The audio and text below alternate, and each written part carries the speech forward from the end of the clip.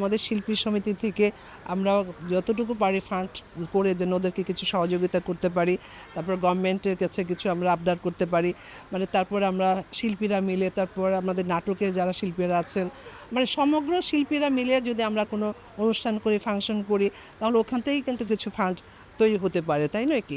এগুলো দরকার আছে, কখন কার কী হবে এটা তো কেউ বলতে পারে না, তাই না?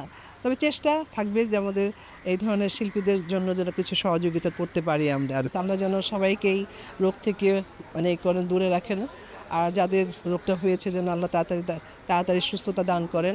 অবশ্যই আজকেও তো আপনারা দেখতে পেয়েছেন যে খসরু ভাই কিন্তু বেশ বড় একটা অঙ্ক আপনার দিয়েছে, এটি কিন্তু দেখানোর জন্য না। আমি খসরু ভাইকে অনেক আগে থেকে চিনি, জানি উনি কিন্তু অনেক সহযোগিতা করেন অনেকভাবেই, কখনোই কিন্তু প্রকাশ করেন না। হ্যাঁ, অনেকেই করেন, আমাদের ইন্ডাস্ট্রির অনেকেই করেন, আর সেখানে না বললেই নয়। যেমন আলমগীর ভাই, উনি কোনো দিনে কিন্তু বলেন না, উনি কিন্তু নির্বিকারে কিন্তু আপনার সহযোগিতা করেন সবাইকে।